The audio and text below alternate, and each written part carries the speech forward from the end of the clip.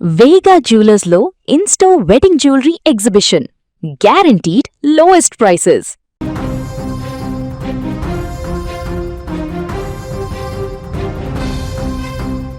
వెండితెరపై దళపతిగా లక్షలాది మంది గుండెల్లో నిలిచినటువంటి విజయ్ ఇప్పుడు తమిళనాడు ముఖ్యమంత్రిగా బాధ్యతలు చేపట్టారు. తమిళగ వెట్రి కజగం స్థాపించినటువంటి అతి తక్కువ కాలంలోనే అంచనాలను తలకిందులు చేస్తూ ఆయన అధికారం చేజిక్కించుకున్నారు. అయితే అధికార పీఠం ఎక్కిన తొలి రోజే విజయ్కు రాజకీయ సవాళ్లు మొదలయ్యాయి. ముఖ్యంగా మాజీ ముఖ్యమంత్రి డిఎంకే అధినేత స్టాలిన్ సంధించిన విమర్శలు ఇప్పుడు రాష్ట్ర రాజకీయాల్లో హాట్ టాపిక్గా మారాయి.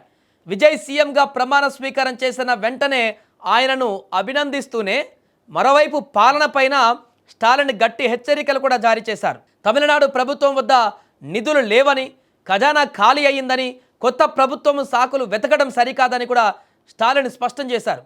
ప్రభుత్వం దగ్గర సరిపడా డబ్బు ఉంది, ప్రజలకు మంచి చేయాలనే చిత్తశుద్ధి, ఆ పనులను నడిపించే పాలనా సామర్థ్యం ఉంటే చాలు అని ఆయన హితవు పలికారు.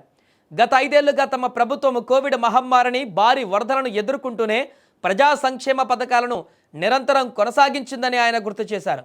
కేంద్రంలోనే బీజేపీ ప్రభుత్వం నుంచి ఎదురైన వివక్షను కూడా తట్టుకొని నిలబడ్డామని, ఆర్థిక ఇబ్బందులు ఉన్న ప్రజలను ఎప్పుడు ఇబ్బంది పెట్టలేదని ఆయన ఉద్ఘాటించారు.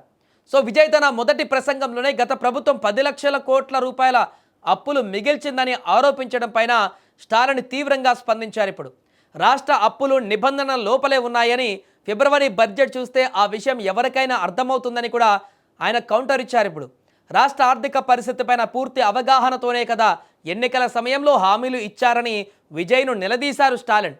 ఇప్పుడు అధికారంలోకి వచ్చాక నిధులు లేవని చెప్పడం ఓటర్లను మోసం చేయడమే అవుతుందని హెచ్చరించారు.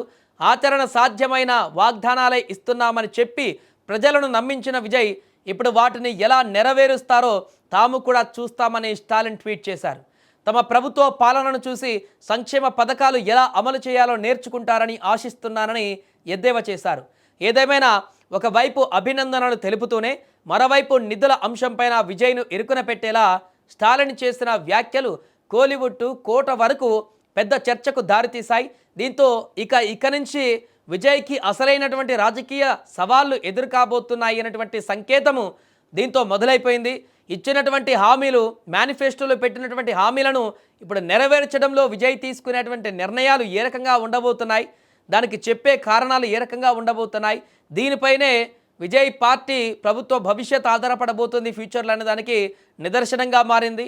ఏదేమైనా కూడా నిన్నటి వరకు ఒక యాక్టర్గా, హీరోగా, మంచి పాన్ ఇండియా స్టార్లో గుర్తింపు పొందినటువంటి విజయ్కి ఒక ముఖ్యమంత్రిగా, రాజకీయ పాలకుడిగా ఎదురయ్యేటువంటి సవాళ్ళు ఇక చూసేటువంటి అవకాశం ఉన్నట్టుగా రాజకీయ విశ్లేషకులు కూడా చెప్తున్నారు. ఇప్పటికే ఫలితాలు వచ్చినప్పటి నుంచి 6 రోజుల్లోనే చాలా రాజకీయ పరిణామాలు చోటు చేసుకున్న సందర్భంలో విజయ్కి అంత ఎక్స్పీరియన్స్ లేకపోవడం వల్లనే ఈ 6 రోజుల్లో రకరకాల రాజకీయ ఎత్తుగడలు, వ్యూహాలు, అక్కడ వచ్చినటువంటి ఇబ్బందులు ఇవన్నీ కూడా చూశారు అనేటువంటి అభిప్రాయం కూడా ఏర్పడింది. ఇతను తీసుకునేటువంటి నిర్ణయాల కారణంగా ప్రతిపక్షాల నుంచి ఏ రకమైనటువంటి కౌంటర్స్ వస్తాయి, రాజకీయ పరంగా ఎదుర్కొనేటువంటి సమస్యలు ఏ విధంగా ఉండబోతున్నాయి అనేది ఇక చర్చనీయాంశంగా మారింది. ఏదేమైనా మొదటి రోజు నుంచే తమిళనాడు రాజకీయాలు ఇక మొదలయ్యాయి, రసపట్టుగా మారబోతున్నాయి అనేటువంటి సంకేతాన్ని అయితే ఇచ్చినట్టుగా మారింది విజయ్ కౌంటర్కి స్టాలిన్ రివర్స్ కౌంటర్తో.